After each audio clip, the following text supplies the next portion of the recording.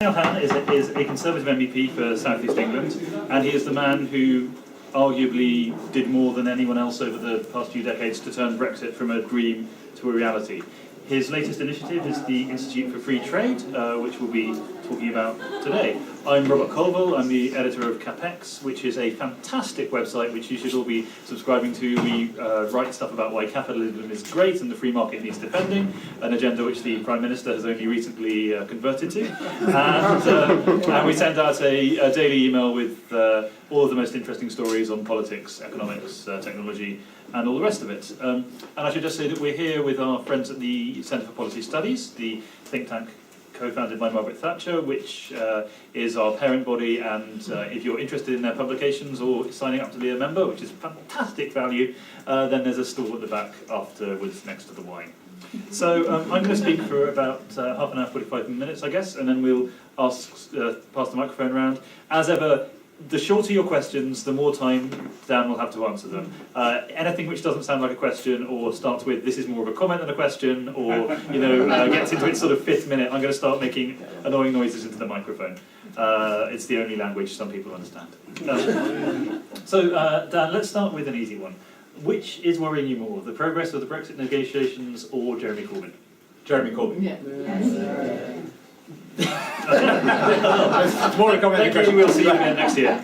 Yeah, thank you all for coming. That was it. No, I don't think that people have properly grasped the magnitude of the change that Jeremy Corbyn proposes. I'm guessing most people in this room were lucky enough to be brought up in a prosperous and stable and democratic country. I had a slightly different experience in childhood. When I was 5 years old, our family farm was attacked by a mob. This was the Peru of General Velasco in the early 70s. There were land invasions and requisitions and nationalizations. The school curriculum was messed up, and the country was thrown into a state of squalor, which it took 30 years to recover from. You know where people fled to from the Peru of the 70s? Venezuela. Venezuela was the rich country. It was the one bit of South America that had European living standards. It was a little bit richer than Spain, a little bit poorer than Italy, but it was definitely the place to go to. You see how quickly that can be turned around with wrong-headed policies. Now, what did we see last week in Brighton? We saw something very close to the full Chavismo. We saw plans for confiscation without compensation. We saw contingency plans for currency collapse. We saw the proposal for the mass renationalisation or nationalisation of chunks of the economy. And anyone who doesn't think, I still think, I don't know whether it's that we can't quite believe it, or whether we still think that it's a joke, or whether we think that the whole country will shrug it off.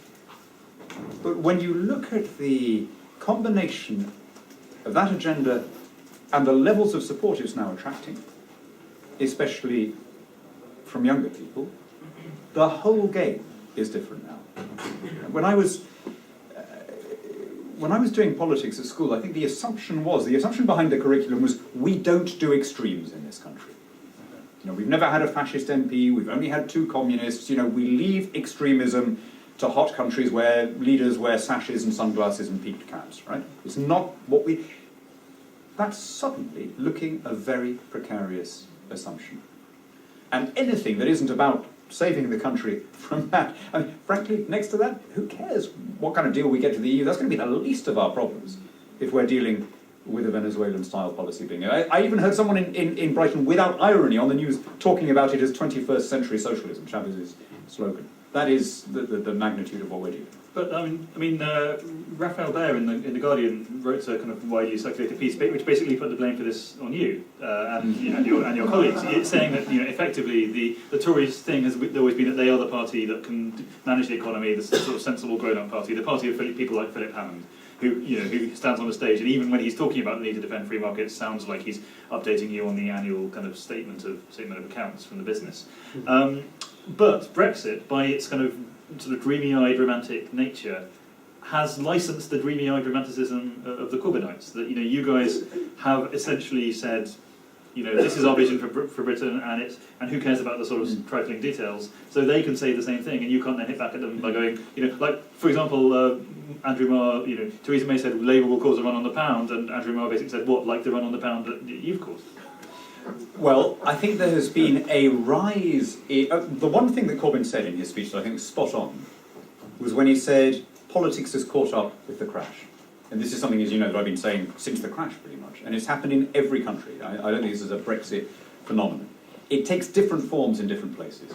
It can take the form of Sanders or Trump. It can take the form of Wilders or Le Pen or Syriza or Podemos. But a populist and slightly authoritarian reaction to what is seen as a failure of the market system, and in particular, a reaction to not so much the crash as the policy that followed it. You know, the far left had an argument that up until then always seemed absurd, which is that they would say there isn't really such a thing as a market, it's all a sham, it's all a way for the people who are already rich to pretend that there's a market system, but in fact to extract wealth from everybody else because they control the means of production. And this was the ideology that sustained the Soviet bloc. And after 1989 that looked like a rotten and bankrupt ideology. But with the bailouts, which saw low and medium income families expropriated in order to rescue some very wealthy bankers and bondholders from the consequences of their own errors, for the first time, that system, that ideology seemed justified. And the free market was delegitimized. And I think we're living with this now. I think Corbyn got that right. Now, how do we then respond as Conservatives? Do we respond by meeting him halfway, accepting that the whole system is rotten, and competing with him in terms of spending? Or do we try and make a case for market capitalism as the best system ever tried? Not as a perfect system, no such thing exists in this life, but as a system far better than any of the alternatives. Well, it seems to me the route we've chosen, you can see the impact in the polls. We've chosen to compete with, you know, matching one spending pledge for another. First of all, in the run-up to the election, we stopped talking about the deficit at all, right? There were two different sets of higher spending being offered. If nobody, thank you very much, Jim, and do pass on my love. There were two sets of higher spending being offered, right? Nobody was talking about the deficit. We were saying we're going to spend more on NATO and we're going to spend more on mental health. Jeremy Corbyn was saying I'm going to spend more on writing off your tuition fees and giving every public sector worker a pay rise. Well, if that's the choice, the voter is reasonably going to assume, is he not, that there's no more deficit. There's no, you know, we've had 8 years of austerity, it's all over. So which of those two retail offers do you prefer? Well, it's a no-brainer. Right? David Cameron never missed an opportunity to remind people that we were spending £5 for every £4 we raised. As soon as you stop talking about the fact that we are still borrowing £1 billion a week, why wouldn't people vote for the more high-spending party? So I like this because you're asking your own questions, which sit back and drink your wine.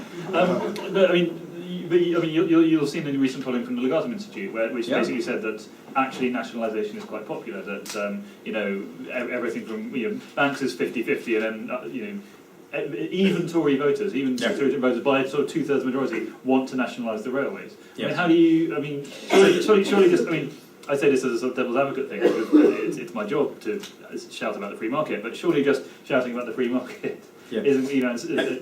Shouting about it is no good unless you do it. I mean, the proof of these things has to be empirical. You have to do something that works. Now, and one of the reasons for that, and the one thing that was clearly worse than rail privatisation, was rail nationalisation.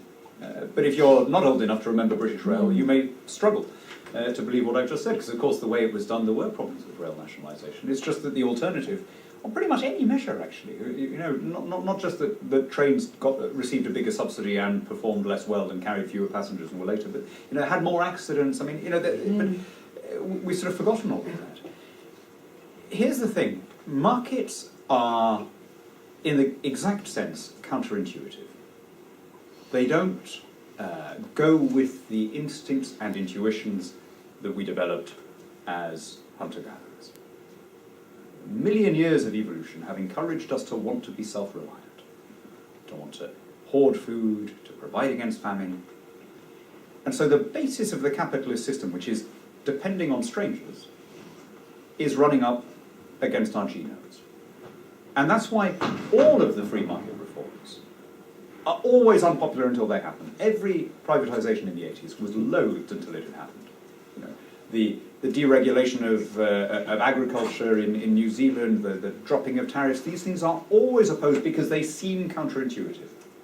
And the only way of winning the argument is once you've done them, you know, it succeeds, by and large. So it's taken until now for people who couldn't remember the alternative, who couldn't see that things got better when we privatised BT and British Steel and so on. We've now got to win that argument again. And I think we took our eye completely off the ball. We thought that argument had been settled for good.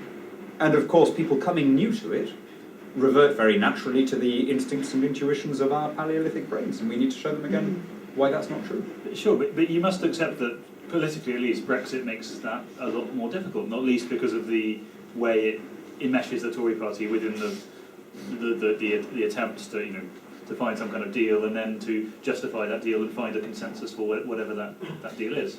No, I think it depends what happens now, but if we play Brexit correctly, one of the big gains and one of the unexpected and unannounced gains should be a significant fall in prices, particularly in food prices. When we joined, no one apart from my friend Jim over there will remember 1972, but when we joined, the big argument was about food prices. You know, would it be dearer food? That was the phrase that everyone used. Would it be dearer food? And it was. I mean, very significantly. Food prices went up 40% as a result of the Common Agricultural Policy. Now, the CAP has reformed a bit since then, but according to the OECD, groceries are still 17% more than they would be if we were buying at world prices rather than as members of the CAP. Now, think of the impact that that cut in prices would have, particularly on people who are on low incomes and whose food bills therefore represent a higher proportion of their monthly budget. For a lot of people in this room, the idea of saving 300 or 400 quid a year in cheaper groceries is a nice bonus, but it's not as life-transforming as it would be if you were living closer to the minimum wage. But it's not just that that is a good thing to do in itself, although it clearly is. All of that extra money can then be spent on other things. The stuff that you would have been spending on artificially high food, artificially expensive food, you can now spend on everything else, which stimulates the whole economy. Now, there are, in other words, good free market consequences of Brexit if we do them, you know. But you have to make the argument for them. There's no point in just sort of treating this as a sort of damage limitation thing. We have to talk about the opportunities rather than just about the obstacles. But this is one thing that divides you from your fellow Brexiteers. So when I told, I'm not going to mention the names, but when I told at least a couple of people that I was interviewing you, they asked with a certain tone in their voice, ask him about Switzerland, ask him about EFTA. Because you basically pinned yourself effectively to a form of Brexit where you don't really care about immigration so much as long as we get the free trade. Is that sort of an accurate? Yeah, I mean, I'm quite pro-immigration. I think controlled legal immigration is a good thing, and in my constituency we still have labour shortages. Yeah. But you would be theoretically happy to accept the full freedoms if we had the freedom to trade. I think the one change that we would make, there'd be a few changes that we'd make. There'd be a big legal change. People would no longer be citizens of the European Union within the European Union. So there would no longer be all the justiciable rights that you have as an EU citizen. I mean, you will remember during the referendum probably the case of Abu Hamza's daughter-in-law who couldn't be deported even though she was a Jordanian national because she had a child who was born here and he was an EU national and so on. Once you are no longer citizens of the EU, there will be far more control in the exact sense. Right? But having taken back control, I think it would be sensible to exercise that control in a way that allows the general principle of people being able to work and study here if they have offers, subject to our overall supervision. So the big practical change is you would no longer have the automatic claim on all the benefits that you get as an EU national, but that you don't get as a non-EU national. Right? It's like, you know, tuition at the same rate as a Brit and so on. You'd be, if you were coming from Belgium, you'd be the same as someone coming from Brazil. And part of that is that you would lose the in-work benefits, particularly tax credits. Now, I think this would make a huge difference in practical terms, both to the numbers and to the kinds of people who come. Because at the moment, if you're on average wages in Bulgaria, and you take a minimum wage job in the UK, by the time you add in all the in-work benefits, including if you have kids, child benefit in the country of origin, you're substantially better off. Well, not substantially, you are better off enough to have made it worthwhile. Strip out the in-work benefits, and that ceases to be the case. So I think, subject to controls of that kind, what welfare you get and so on, we should recognise the principle of people being allowed to come here to take up offers to work or study. And if we're going to give that to our friends from the EU 27, I think it becomes very difficult not to make the same offer to friendly countries in the Commonwealth and elsewhere. So your red lines effectively are the ECJ and free trade. Well, I mean, free trade we've got already with the EU. I want to have free trade with the rest of the world as well. Which leads me to ask about the Institute for Free Trade. So, I mean, it's fair to say after the referendum you could have sort of gone on holiday for a while. I know you tried to become a Tory MP and were sort of shot down by the party hierarchy, which I didn't even get as far as trying. Actually, that was never got off the ground. But so why the IFT? Why set up the Dan Hannan Institute of Hannanology? I think there is a. I mean, that will be the next thing, Rob. I hope, and you'll be in the running for the first director. But I think there is a. I think there's a disproportionate concentration on our relations with the EU 27. The whole world, journalists and politicians, are all obsessed with what kind of deal are we going to get? Is it going to be a hard or a soft Brexit? Are they going to be punitive or are they going to be conciliatory? I don't know. We're not nearly focused enough on the 165 non-EU countries, which will, to a single approximation, account for 100% of the growth this century. And that's where the work needs to be done, because there's a tremendous inertia bias in any trade negotiations. It's probably the single biggest factor. People are very good at learning how to make a living out of the status quo, however distorted and arbitrary and irrational that status quo. Right? And they therefore resist change because they're all making a handy living out of the old dispensation. When it comes to our trade deal with the EU 27, we will find that for the first time in the history of trade talks, the inertia bias is pulling towards free markets, because we're starting from a position of zero tariffs and regulatory equivalence. So, I mean, Liam Fox is sometimes mocked when he says this will be the easiest bit of the talks, but he's right. I mean, the paradox is we've started with the hardest issue, which is the money. By the time we move on to the trade, because both sides are content with the existing position, I think that will be relatively easy. With the 165 non-EU countries, of course, that is not the case. There you are looking to dismantle existing barriers and existing non-tariff barriers. And there I think we haven't put anything like the energy. Understandably, I'm not criticising anyone, but for 45 years, we've not had a trade department, we've got no institutional memory, we've got no expertise. And indeed, a lot of our officials then begin with all of these Palaeolithic intuitions that exports are more valuable than imports, and we have to pay our way by making more things and so on. And these things, are not true, but they seem plausible. So this is why I think there needs to be somebody making the case for not just making the case intellectually for free trade, but actually going out and setting the parameters of the deals that we can get with Asian, African and South American countries, showing how much potentially there is to get for both countries. Sure, but the criticism made of you and others is that you have a sort of 19th century view of free trade that because it goes back to the Corn Laws and the idea that the great fundamental act of enrichment in our country was lowering tariff barriers and then and prosperity followed, which it did. And whereas nowadays people would say trade is about regulation and standards and sort of if we are to have, and this is the argument which is convulsing the cabinet at the moment, with Philip Hammond on one side and Boris Johnson on the other, that if we are to have a continuing relationship with the EU, we need to keep the same regulatory standards, but that deprives us of our even if we have the theoretical capacity to sign trade deals with other people, we won't have the sort of negotiating ability because we can't offer up. Because we can't those non-tariff barriers you talked So, about. okay, in the 19th century, what was the secret? I mean, we went from being a slightly wealthier than average European country to being by far the richest place on earth in the mid-19th century. And what was the secret of that? You know, it wasn't that we owned bits of real estate abroad, right? The balance sheet on imperial possession is pretty clearly negative. Whatever the other arguments against it, the empire was a net drain on our resources. Nor was it that we sort of backed strategic industries. What happened was that we removed the barriers that were pushing up prices at home, and we put more money into the pockets of ordinary people. That was the real basis of the Victorian growth.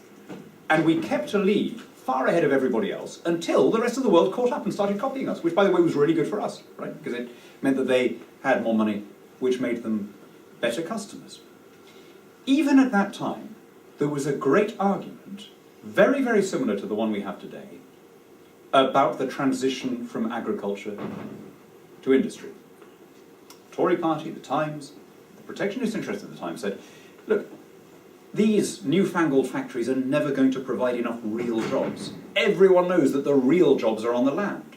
What are we going to do when people run out of work? Right?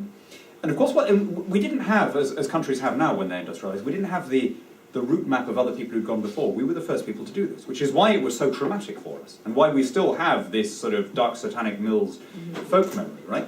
Because it was a scary thing. We were in uncharted waters. And what people had missed is that the mechanisation of agriculture that released people from the land to go and do other things meant that you no longer had to spend almost all of your time just paying for enough to eat, which had been our lot for about 10,000 years up until then. So you were free to use the time you'd saved to go off and make new things, things that nobody up until then had dreamed of. And for the first time anywhere on the planet, ordinary people could start to afford cutlery and glass windows and more than one set of clothes and furniture and mattresses, right? Things that up until then had been the preserve of only the wealthiest aristocrats. And that was the real genius of the British Miracle. Now, you were saying, okay, that was then, that was the 19th century, that was tariffs. Yeah. Why isn't it all now about regulation? No, it's exactly the same principle. Just because somebody else has dropped rocks in his harbour, you don't retaliate by dropping rocks in your harbour. If you want to maximise the prosperity of your people, you do it by saying what is legal in another country, provided we recognise it as a kind of functioning state rather than Somalia, is legal here. Right? That's all we need. And, of course, you want it to be reciprocal, but if it isn't reciprocal, the second best thing is still to accept their standards. And this is the path that has been taken by the countries that have most, the modern equivalent of that British liberalisation in the 19th century is New Zealand. They went from the late 80s to where they are today simply by reducing barriers to entry and by inviting the traffic and commerce of the world with as few restrictions as possible. Nobody there seriously now wants to go back. So this is what I was going to ask about free trade. So, for example, China, big country, big market, but they are incredibly statist. They have they keep foreigners out of certain markets. They have targets for the percentage of homegrown products. I mean, what would your policy be? Just let Chinese goods in because Yes, because the main victim of any tariff is always the person applying it. There is an incidental cost to the exporter that you're hurting, but the biggest cost is always to you. Again, this is a difficult idea. It's not an idea that accords with our hunter-gatherer intuitions. Right? Lots of people in the last week have been saying, well, hasn't Donald Trump shown that he will always put America first? He'll always stand up for America. He isn't standing up for America. He is damaging America in the most direct and obvious way. Right? He is arguably standing up for one industry that happens to have political pull in Washington. But the primary impact of these tariffs that he's slapped on at Boeing's request will be to damage the aviation industry, to destroy jobs that would have otherwise come into existence in Delta and the other airlines, and marginally to make every air ticket more expensive than it would have otherwise been. And what does that mean? That means that all of the air passengers now have less to spend on everything else. So the whole economy is damaged because they're all having to put the extra money into the pricier tickets. It means that the cabin crew who would have otherwise come into existence but now don't have the extra money to spend on everything else. plainly the chief victims here are in the US. And it's not even clear that Boeing will gain anything at all. It wasn't even bidding for the contract. So why does this... I think the thinking is that it wants to prevent Bombardier becoming a competitor in the future, as opposed to... But here's why it happened, right? This way in which this tariff it's rewarding old industries over new ones. It's rewarding lobbying power over entrepreneurship. It's rewarding the rich over the poor. And it's, of course, rewarding the producer over the consumer. This is what tariffs always do. So why do they happen? It's a really interesting question. Why do people, still say, but Trump is standing up for us? And this is the really a difficult but important point. Those Boeing employees are extant and visible and can vote. The cabin crew who now won't come into existence are, if you like, those are subjunctive jobs, right? They're not actual jobs. And therefore they can't vote accordingly, however much more numerous they would have been than the Boeing jobs. And this is why protectionism happens again and again. For example, the price of sugar in the US is about twice world prices. Why? Fundamentally because Florida is a swing state, and there are some sugarcane growers in Florida, and they have a lot of political muscle, and they give a lot of money to both parties. Here's the thing. There have been lots and lots of studies. Between 6 and 11 jobs, depending on whom you believe, are lost in food processing for every low-paid job that you're propping up on a sugar plantation in Florida. But those 6 to 11 people don't know who they are, so they can't vote. And this is why protectionism keeps coming back and favouring old industries, and, as in this case, preventing the new technology that would benefit the whole country. Now, the worst possible thing for us to do is to retaliate, if we want to use that word, by inflicting on our own population the same pains and penalties that Trump has been foolish enough to inflict on his. So if there is a no-deal scenario, you'd be happy with just letting reversing to WTO, letting European goods in? Yeah. I don't want there to be a no-deal scenario. I think we have an interest in the success of our European neighbours. We want them to prosper, and a no-deal scenario shouldn't be anybody's first choice from there. But with or without it, we should be aiming to have a situation where we are open to the world, where we are a free, engaged, open economy, or rather, where we rediscover being that open global economy that we were when we were the richest country on earth. So one thing which interests me about the IFT, and it's brought up by the fact you've got various international luminaries on your board. It's not just a British thing. Your feeling, and it's a correct one, is that the global trade system is moribund. I mean, there's a great statistic that normally trade grows at twice the rate of global GDP, and in the last few years it's been growing at half the rate of global GDP. So are you now, having saved Britain from Europe, are you now, is your mission now to save the world?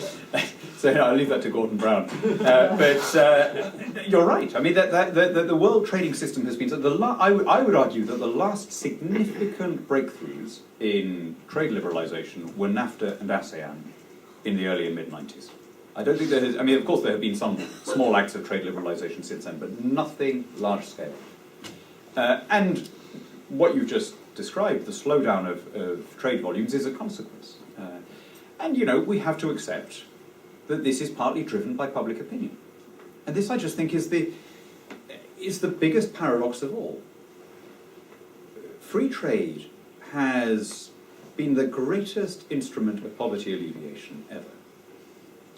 In 1990, the UN set itself a target of trying to halve the number of people in extreme poverty by the millennium. Okay? Extreme poverty was defined as living on $1 a day or less at 1990 prices. They've more than halved it by the millennium. In fact, the figure is now down to 8% from 38% in 1990. That's been the most extraordinary change in people's lives. And you can measure it by literacy, you can measure it by infant mortality, you can measure it by calorie intake, you can measure it by female education. I mean, there's never been a better time to be a human being than now. And where have the most dramatic falls in poverty happened? Precisely in those Asian and African countries that have dropped their protectionist and autarkic policies and opened themselves to world markets.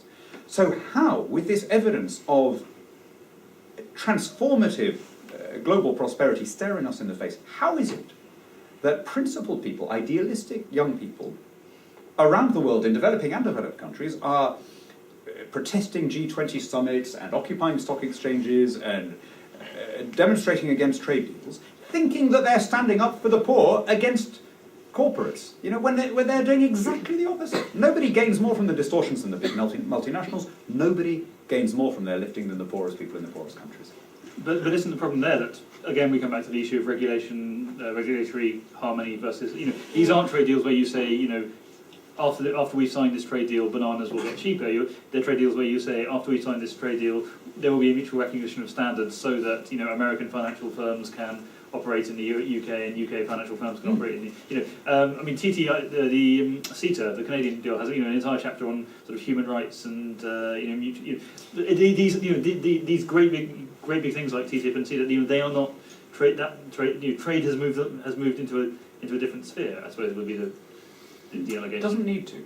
I mean, I would say that the best example of a trade deal on the planet is the one between Australia and New Zealand. And it basically just says, if it's legal in your country, it's legal in ours, and vice versa.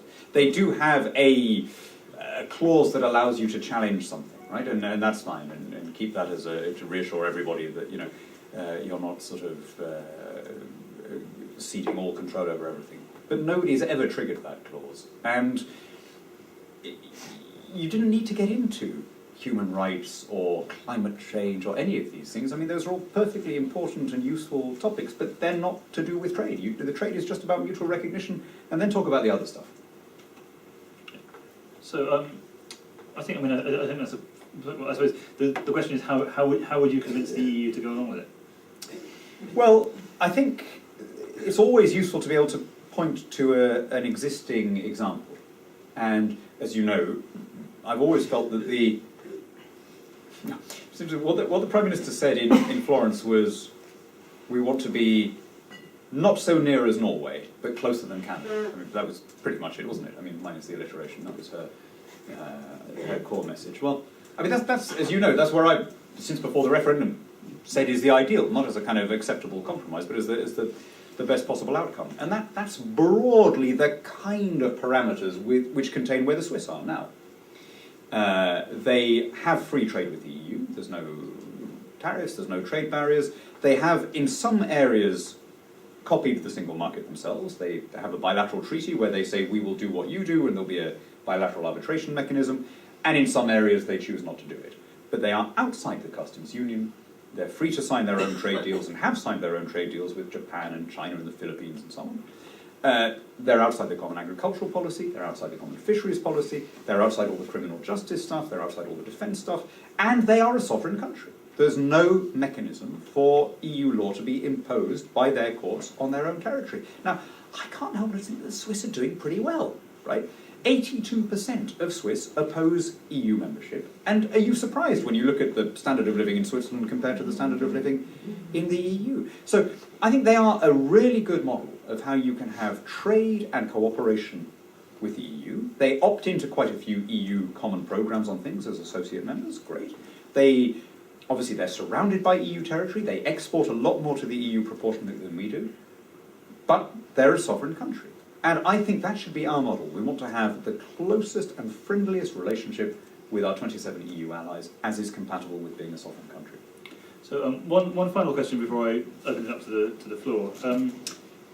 Dan, so this is sort of taken from a piece, but in Prospect by Phil Collins, it's about Britain's new Gaullists. So what it says is, Hannan is, in his more romantic moments, a Victorian Whig of a touchingly optimistic kind, which I think could actually go on your business cards. I think that's quite a good thing. In domestic public policy, these right-of-centre Brexiteers are deeply sceptical of the efficacy of state action. It is only the EU that turns them into unapologetic Gaullists. Suddenly confronted with overwhelmingly the most difficult administrative problem the British state has ever been lumbered with, the British schoolists become optimistic to the point of cavalier about the capacity of the state. This is Great Britain and we can do as we wish.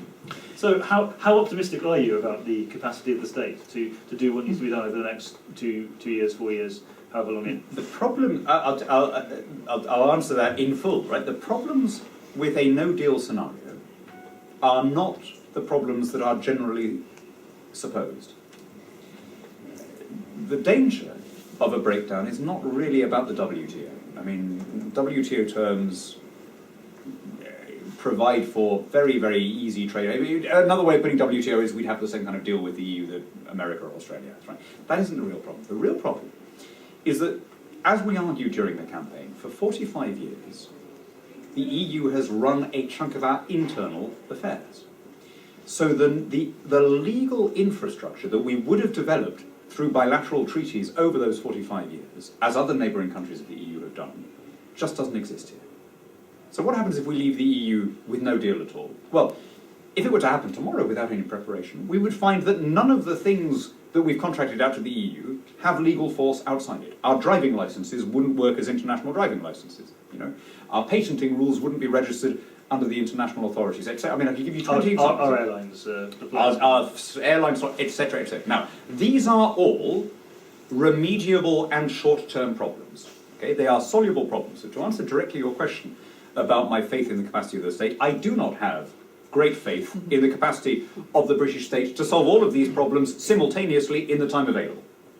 And that is why I think there needs to be a smooth and gradual transition in order to allow us to put all of these things in place. By the way, the downsides are on all sides, right? I mean, if there are problems in aviation, it isn't just the UK, it's everybody else's airlines and everybody else's travel agents, so nobody wants this outcome. In order to ensure that we avoid that kind of disruptive break, if you're having a transition, frankly, I think we have to be fair-minded about this. While you're still using the facilities, of course you're going to pay your subs, or a chunk of them. Right? I mean, I don't think we're the kind of country that would expect to get all this free. So I think that the likelihood is that there will be a phased and gradual recovery of powers, and that even after the bridging measures come to an end, we will still find ourselves doing quite a lot of things in partnership with our European friends. In other words, I don't think that the end game here will be simply that we have a free trade deal with the EU in the way that Mexico or someone does. Our geography and our history militate for something rather closer than that. And as far as I can tell, listening to people in Brussels and listening to what the two sides are officially now saying in their talks, that's broadly where it's going. And, before the referendum took place, every Brexiter would have been absolutely overjoyed at that outcome. The idea that Swiss-style we were going to get our sovereignty back and have a common market, not a common government, that was what we were all after. I'm really puzzled by one or two people who were with me in the Leave campaign who have suddenly changed their position and started arguing against what we were all in favour of for decades leading up until the vote, as though it's a sort of, somehow, I don't know, a virility contest or something. It's really not. What we want is the best outcome for our people and for our allies in Europe. Cool. Well, with that, I'll open it up for questions on the floor. Any questions, especially about how we can defeat the monster Corbyn, would be especially welcome. And just one, while we get the mic in the right place, I just want to ask, Brexiter rather than Brexiteer? I've always felt that the latter had a certain sort of musketeer. It's condottieri, it's much more glamorous. I don't think Jeremy Corbyn is a monster, by the way. Every time I've met him, I've found him. You know what everyone says about him, that he's so nice, and it's true. I mean, in a world where, I mean, all of the Conservatives in this room will know that it is not uncommon, talking to left-wing friends, that they impute false motives to us, right? Oh, well, of course you hate the poor, really, blah, blah. He's never done that. All the conversations I've had with Jeremy Corbyn, he's always done me the courtesy, and done everyone the courtesy, of believing that our stated motives are our real motives. I think he's a sincere guy. He's got this obsession with public transport, and I've never known him. I don't think he owns a car. Every debate I've ever done with him, he's turned up either on a bike or by tube, right? So there's nothing monstrous about Jeremy Corbyn. It's just that his policies would destroy the freedom and prosperity that we've built up over 2 generations here. Fair enough. Yes. Ollie, do you want to... We're up and running, so. Well, you pick. Can you... It's not working. I think it is. Is it working? Sorry. Sheriff Haitley from Lewisham East. How do you rate Boris Johnson? I think Boris is brilliant. I think he's clever, funny. The biggest mistake that people make about Boris is they think that he's scatty, that he's not focused. He and I worked at the Telegraph with Rob, in fact, 20 years ago. Boris, 3 words into your sentence, he knows where you're going. He's a very, very sharp guy. Now, people can have all sorts of opinions about his views and where he stands, and fine. The one thing I think is just wrong is this idea that's been assiduously peddled in the last few weeks that he is an incompetent foreign secretary. It's not something I've ever heard from his officials. Even the most Remain voting FCO people are saying he's actually a great boss. Because he's got a vision, and they talk about what he's done in Somalia, what he's done in Libya, what he's done in Korea, in the Middle East. I think the stories come from people who can't forgive him for the position he took during the referendum. And he seems to annoy a certain kind of Europhile Mandarin in a way that, Nigel Farage never does.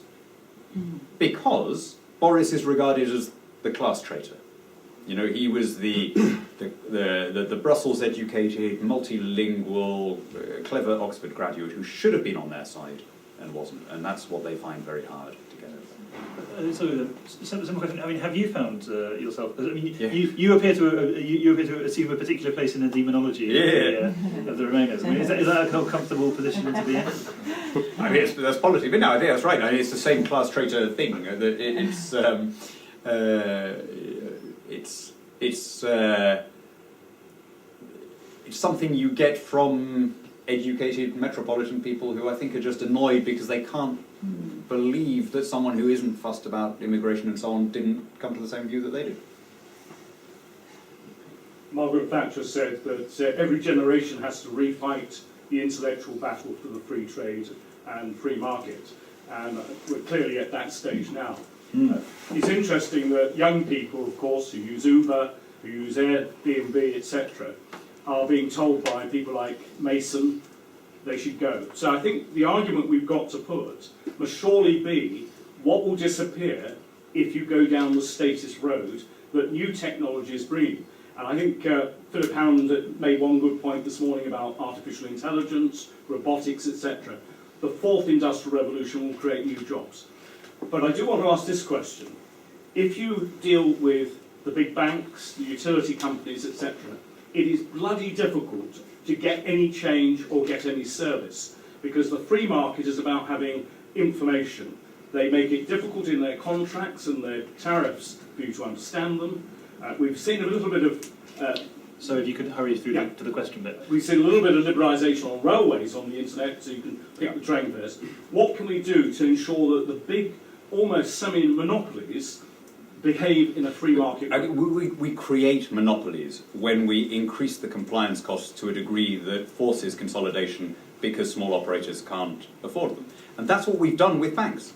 This too big to fail phenomenon is a creature of government regulation. The biggest myth, I was a journalist long enough to spot when a story has passed the point of correction, but the biggest myth is that the financial crisis happened at a time of, or even as a direct consequence of, deregulation. The reality is that with the possible exception of nuclear power, you will not find a more regulated industry than financial services leading up to the crash. And that regulation replaced a culture of conscience with a culture of compliance. Instead of saying, is this the right thing to do, people were saying, have I ticked all the right boxes? And we, in fact, facilitated the crash and exacerbated it when it came. I do want to come back, though, Nick, on your point about the changes. Again, this is one of those counterintuitive things. People will say, even if you're right in theory about free trade and all the rest of it, What about the localized cost to communities when the technological transition happens? Now, this transition is a consequence of technology, it's not a consequence of free trade, but let's still take it on as a major factor in modern politics. My constituency is the southeast, right? It was never an area that had much by way of heavy industry. The big exception, not far from where you were in Parliament, was Chatham Docks. That was a classic bit of, if you like, Northern or Midlands type industry transplanted into Kent. Chatham Dockyard employed 12,000 people at peak. It closed in 1984, just when the steel mills and the coal mines were closing elsewhere. And to this day, in that part of my constituency, I come across angry men who lost their jobs at that time and are still furious about it, and it's all that evil witch Thatcher, and she hated the working class and so on, and I understand it. I mean, if you are my age and you've worked as a welder and it goes, who wouldn't be angry? I mean, how could you not be bitter in that situation? But it's only fair to tell the story to the end. Unemployment in the Chatham and Aylesford constituency is now 2%. More people are working on the area of the dockyards than ever before. And what are they doing? A little bit of it is Medway University. A huge chunk of it is the audiovisual industry. It's where they make Call the Midwife. It's where they make Sherlock, right? In other words, the grandsons of those guys who were hitting metal for a living are tapping at computer screens. Now, does that make it any better for the people who lost their jobs? No, I don't think so, but it does put a context around it, right? My late grandfather was a shipyard worker on the Clyde. I never met him. He had a typical unhealthy West of Scotland lifestyle. He smoked very heavily. He died when he was very young. Right? So I never had the chance to say to him, would you rather have kept all these old industries running at whatever cost in subsidies and to keep your lifestyle? And so I'll never know. But I have a feeling that if he could see what my cousins and I do for a living instead, he would regard that as progress. Isn't there a problem there that the economy the modern economy sort of polarises between success and failure? And, Chatham is lucky because it's near London, but there are places where the mines shut down, for example, up in Yorkshire or but there are more. Wales, I mean, and there is transition all the time. Okay, we shouldn't minute that. It's just part of what happens. You invent telephones, you put all the telegraphists out of work. And the next thing, by the way, is not going to be heavy. I mean, the people who have been being put out of work now are not steel workers and miners. The jobs that have been lost in the last 15 years have been local newspapers, secretaries, archivists, travel agents, right? And the next one, I suspect, if I knew this for certain, I'd be very rich, but I suspect that the next big wave of job losses, on your way out of this hotel tonight, count how many people you see driving for a living, one way or another. Add up all the Uber drivers, cab drivers, bus drivers, white vans. We're talking, it's probably the single biggest form of male employment, right? 15 years from now, how many of those men are still going to be working? There's going to be drones, there's going to be driverless cars. But just like the local newspaper journalists, it doesn't mean they're going to be milling around unemployed. They'll be on to the next thing. That's what happens. Now, at this stage, people always say, well, what is the next thing? Guys, if I knew that, I'd be a bloody millionaire, wouldn't I? But somebody is already working on the prototype now. This is my favourite quote from John McDonnell's speech at Labour Party conference, that the transition to automation is so important, and it will quote so many people out of work, that the only way to cope with it is via planning and management from the state. There you are, voila. But this is, like I say, this is not a new fear. When I was talking about the objection to the Industrial Revolution, when we made the transition then from manufacturing to services, exactly the same fears were voiced. There won't be enough real jobs, everyone's going to be cutting hair and flipping burgers and so on. But actually, just look at the facts. More people are employed in the UK than at any previous moment in our history. So as a matter of demonstrable fact, don't take anything, on trust. As a matter of observable empirical data, far from destroying jobs, these increases in productivity and increases in competitiveness have created more work and created whole new industries that we previously hadn't dreamed of. Next question. Hi Dan, Rolson from the University of Warwick. At a time like this, I find that free market ideas such as yours are few and far between in the Tory party, and I've got to say, from what you said so far, I agree with almost Brilliant what question, you Ralph. said. Thank you very much. And Outside of the my CapEx. question is quite a bit of a personal nature. Would you consider giving Parliament another try? Because I really feel that we need much more Tories like you to argue the free market case in Parliament, because right now it's going exactly in the wrong direction. Yeah, well, you're very kind, but I love my country too much to do such a thing.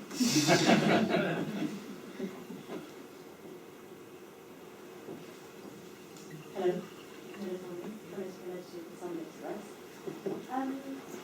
Bearing in mind recent ICM polling suggested that even Remainers wouldn't be happy with a divorce bill of over 10 billion, what number would you put on what the British public might find acceptable? I wouldn't. I mean, no one's putting any numbers on either side. I'm not going to. Of course, I'm not going to put a number on it. Give the poor woman a headline. I won't put a number on it, but you know, Barnier keeps on saying we're not asking for a number, we're asking for the principles, okay? And I think that's a reasonable thing, and here's my sense of what the principles should be. First of all, during a transition, as I say, if you're still using the facilities, you pay your subs. I don't think we're the kind of country that would walk away without paying our share of the bill. Second, any actual outstanding liabilities, that doesn't mean a press release saying that, you know, we're going to build a bridge in, Hungary. It means actual, pension liabilities and so on. Again, we're not the kind of country that walks away leaving debts. Third, if we choose to stay in continuing ongoing programs on education, research, policing, whatever, the way that lots of non-EU countries do, obviously you pay your share of the bill of that. I mean, I hope this is uncontentious. I hope there's no one in the room who would think that we should somehow be given all that free. If we choose, in the way that Canada or Israel or Armenia or whatever other country, to participate in some joint EU activities, of course, we pick up our share of the administrative cost. And then there's the tricky one.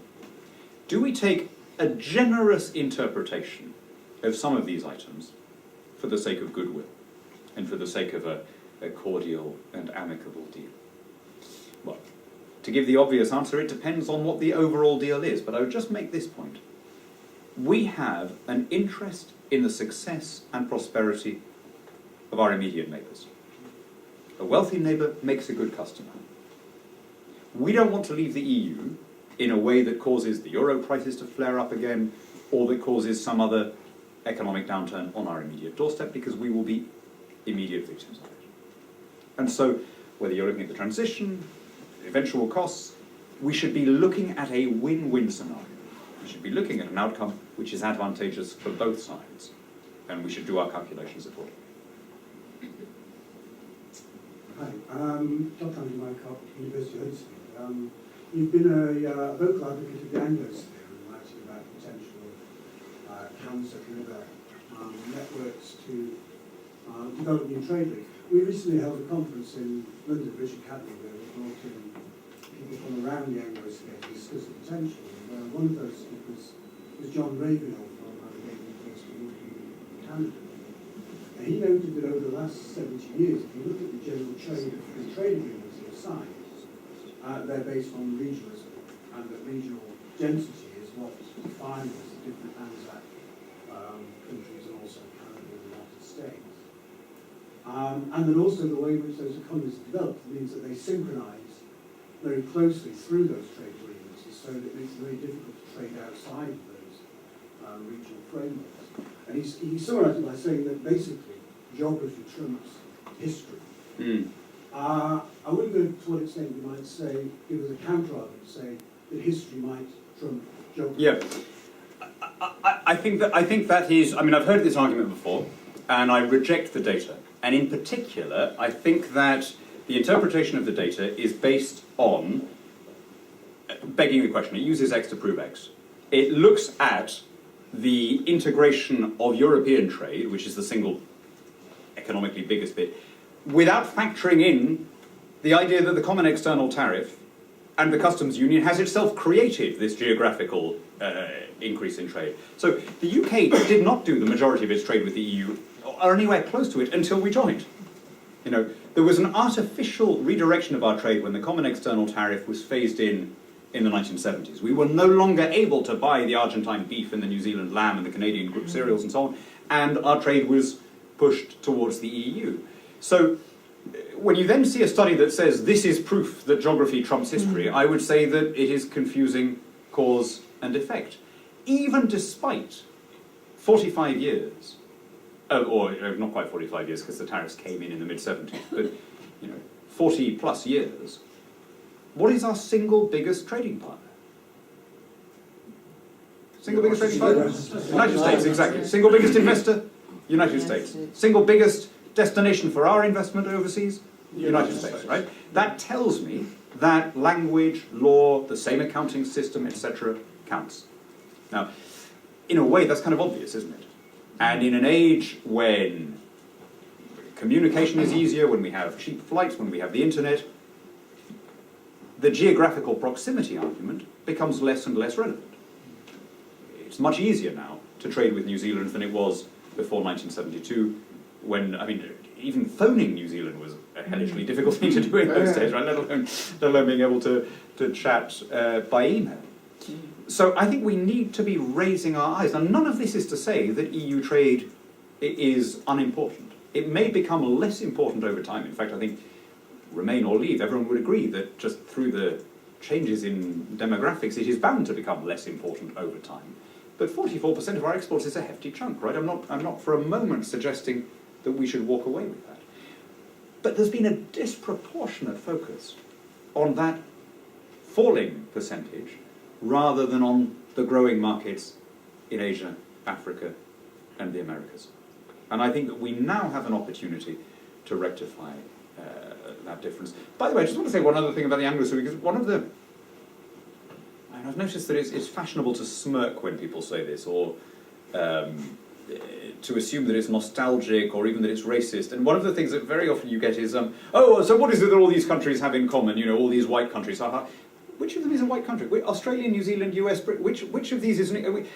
They accuse us of living in the past, and then they talk about this as a white... We're well beyond that. This is about the trade that comes when your ways of doing business, your accountancy system, your legal arbitration system, and your unwritten codes of business etiquettes are the same. But isn't there a problem here that you're effectively pinning your hopes on a revival of exports in a sort of a buccaneering global Britain, in a country which has never actually isn't actually that good at exporting? No, I'm not at all fussed about exports. This is one of the many other counterintuitive issues. I mean, almost everyone starts from I certainly did, starts from the idea that exports are much more important than imports, and indeed we have a whole government machinery with export credit guarantees and so on. But really, I mean, think about your own life.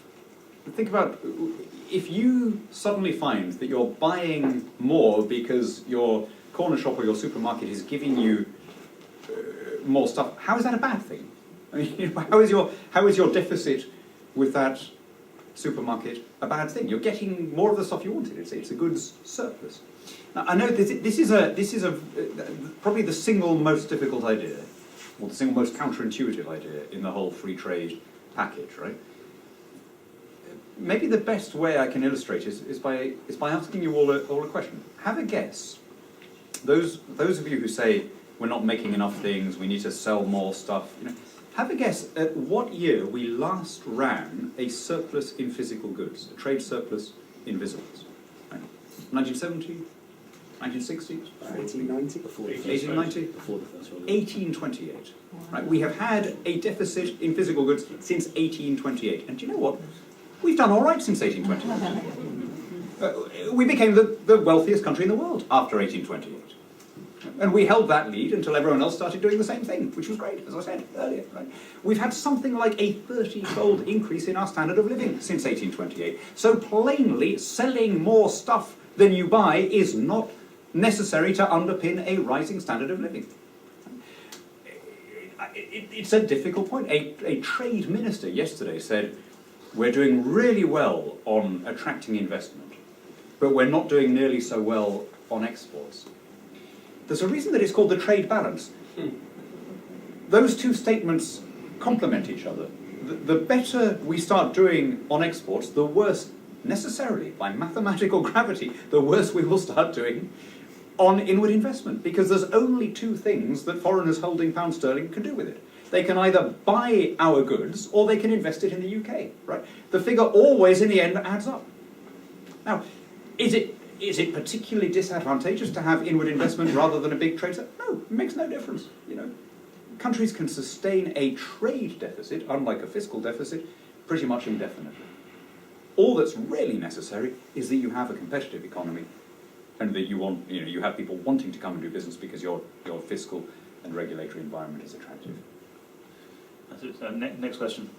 Dan Pitt, building on that, I would like to ask you a question about another counterintuitive. Does David Ricardo's theory of comparative advantage still hold sway in a global economy? Yeah, definitely, even more than before, because you now have exchange rate fluctuation, which makes it even truer. For the majority of people in the room, I guess, who don't know what David Ricardo's theory of comparative advantage is, this is such a freaky idea. But it's such a beautiful idea if you get it. Everyone, I think, understands that if we're really good at selling legal services, and the Chinese are really good at making plastic toys, that it suits everybody for us to buy the plastic toys from China and export our legal services, right? That's obvious and intuitive. What when the Chinese get better at both? What when they can out-lawyer our lawyers, as well as out-manufacturing our manufacturers, and outgrowing our farmers and all that? What when they can beat us across the board? Everyone can see that in that situation, it's in their interest to have free trade, but how can it possibly be in ours? This is, Paul Samuelson, Nobel Prize-winning economist, was once asked, name a single idea in the whole of economics that is both surprising and true. And it took him years to come up with the answer, and eventually he said, this one, it's this one.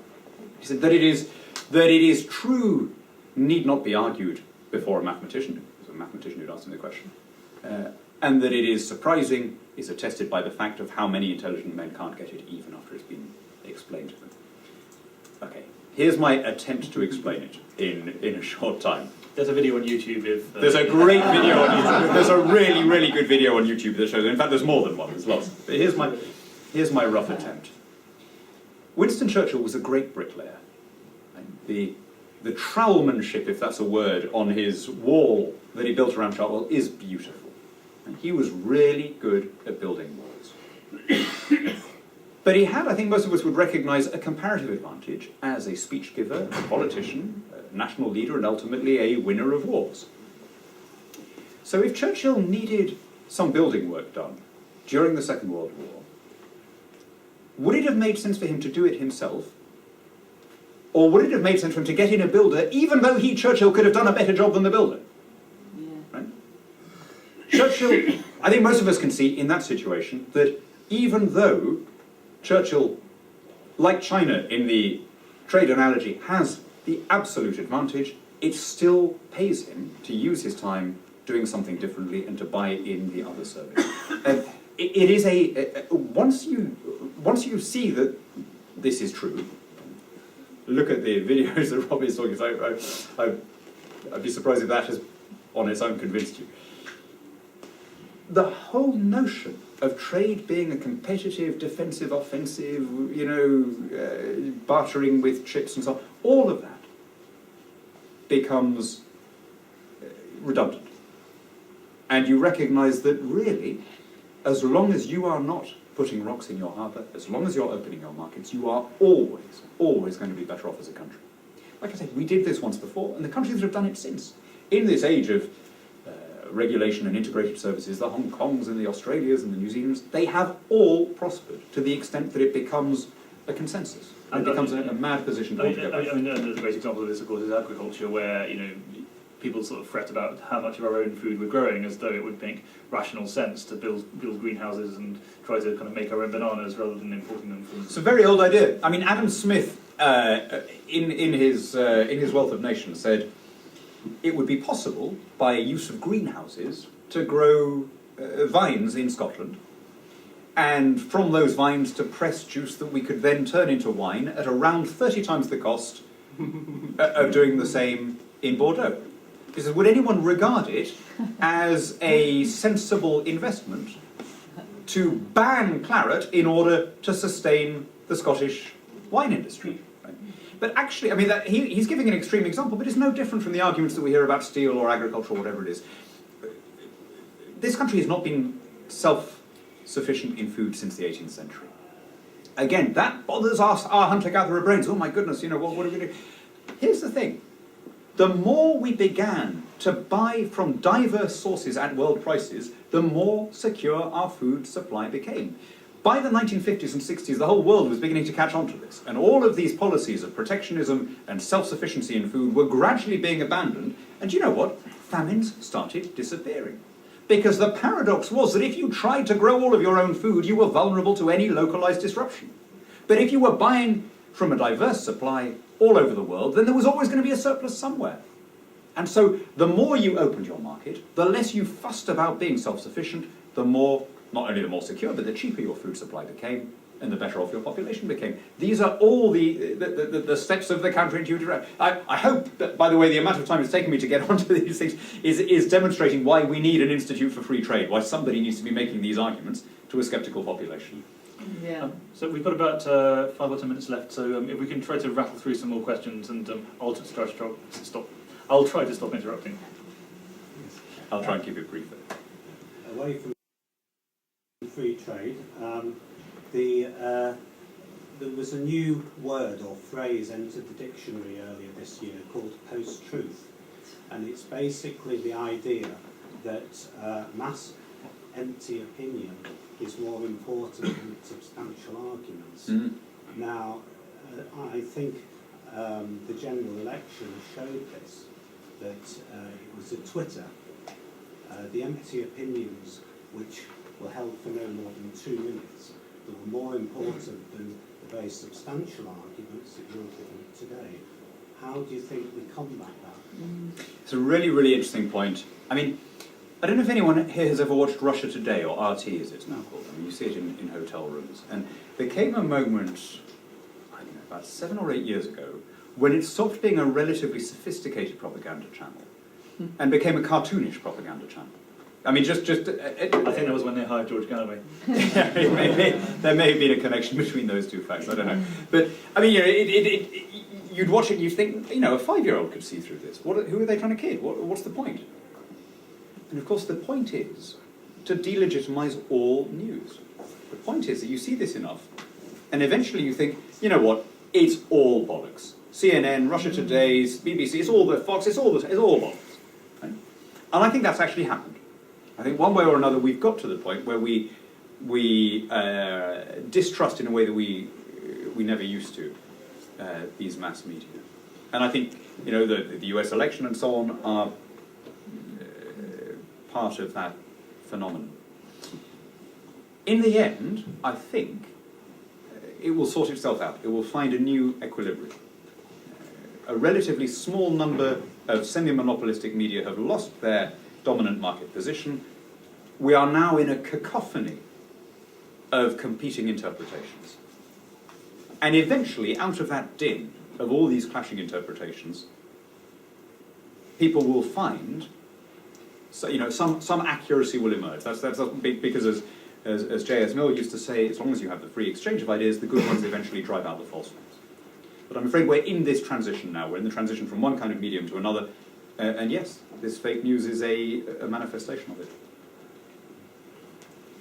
So there's obviously been a surge in the youth vote in the election this year.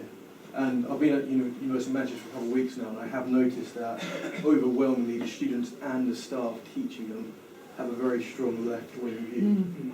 How do we, and I think it's because they're living, particularly the staff, are living in a very academic bubble, not experiencing the real world. But how do we get it so that the youth vote, which is now important more than ever, comes to our side, particularly in terms of Conservative Party and Brexit? Well, I mean, be sympathetic to your members of staff, right?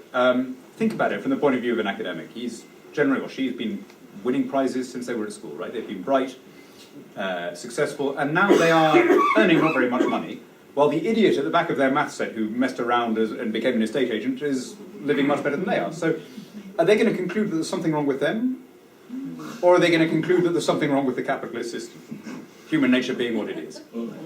So be sympathetic. But I mean, if left-wing teachers were a guarantee of left-wing kids coming out of the system, there would have been Chavist governments all over the world by now. I have a great faith in the capacity of people to make up their own minds. Daniel, it does seem that the debate at the moment is very much on which side will be right over the eventual trade agreements and trade figures and so on.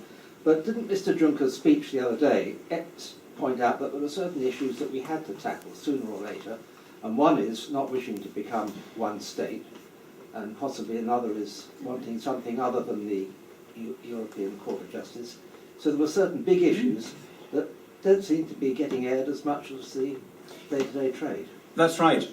Funnily enough, Mr. Juncker and Mr. Verhofstadt, and in fact, I would say that it was almost the sort of default opinion of most federalists in Brussels, long before our referendum, were calling for a new status for countries like Britain. They would usually explicitly cite Britain as their example, where we would be some sort of associate member in the common market, but outside the common political institutions. Right?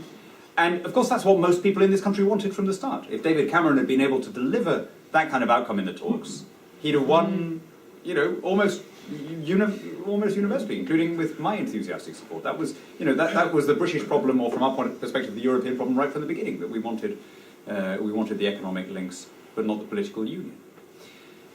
So on one level, it shouldn't be that hard to say, well, hang on, Guy Verhofstadt, this is the very speech that you gave in 2005 calling for this. Of course, we're all human, and even the ones who intellectually can see the case for this emotionally can't help feeling a bit jilted, and can't help, tweeting passive-aggressively, even if they're directly in the talks. But I don't think that the broad outline of being, outside the court, outside the political institutions, but a friend and supporter, flying buttress from the outside, I don't think that has been overtaken by events. The phrase they used to use in the EU institutions was a ring of friends. The EU, in other words, should make a political union, but then extend the economic and market institutions, not just to Britain, but to Turkey, Ukraine, eventually Morocco, Israel, who knows who else, right? Is that not rather a good way of flipping around the talks process? Once we position it as not being a standard bearer for everyone else who wants to lead, but au contraire, as we say in Brussels, to be the country that wants to lead the way of all the others who want friendship and alliance but not political amalgamation, then suddenly the talks are no longer about dismantling something. They're now about building something new. And I think that I worry that we're missing an opportunity. Our first calls really should be to the EFTA countries and to the Balkan countries and to Turkey, and to say, is there a way that we can try and create a European architecture that makes everybody better off, that brings something to the table for the EU 27, as well as rationalising all these one-off institutional arrangements that we have around the European Union. That was what Delors and Giscard and all of them were calling for. I think it would suit us very well. One final question before we rehydrate with the wine at the back of the room. From Dan, just picking up that last point, my name's Keith Boyfield. Do you think we should extend our Commonwealth family? After all, Rwanda and Mozambique, which never had anything to do with the British Empire, are now members of the Commonwealth. Perhaps we should encourage growth in the Commonwealth family, and maybe we might be able to have some interesting discussions with our friends in the EU and the Commonwealth. Would you like to comment? Of course, we do have two friends in the EU in the Commonwealth, namely Malta and Cyprus. I'm not particularly hung up on the Commonwealth, but I just think it's a great thing that a voluntary association can exist on that scale and still be popular and still be growing. Right? And the one European country that was really keen on joining was Georgia, and for various reasons, it never took off. I hope that part of our eventual rapprochement, which has been, very strong over the last decade with Ireland, might be that Ireland will eventually rejoin the Commonwealth. I mean, obviously, that Ireland's not going to rejoin the UK, but a closer relationship with our closest neighbour and a stronger alliance with a country with whom we've been through so much good and bad has to be surely in the interests of both sides. But I just sort of, I come back in a way to where I started the whole thing. In 1972, when we joined the EU, the Commonwealth looked as though it was over. It had been experiencing great economic decline and great political problems. You know, half of its members were in the Soviet bloc, and it was not going anywhere. And in the early 70s, Europe was the success on the planet, right? The growth rates of Western Europe between 1945 and 1974 were just phenomenal. And that growth pretty much came to an end with the oil crisis in 1974. We couldn't have timed our membership worse. We joined just as the growth in Western Europe was coming to an end, and just as the Commonwealth was beginning a takeoff that has lasted to this day. In 2013, the Commonwealth economy overtook the Eurozone. And when Britain leaves the EU, the Commonwealth economy will overtake the EU. So this is not just a sentimental argument. There are links of language and law, of custom and kinship, of migration, reinforced by the huge numbers of people in the UK nationals with Commonwealth backgrounds who have family ties, linguistic ties, all sorts of natural trade advantages in the countries that are now among the fastest growing on the planet. And we shouldn't think of the Commonwealth as a sort of sentimental relic. We should think of it as the most extraordinary asset in an integrated world where distance is becoming less and less important. On that note, Daniel Hannan, thank you very much.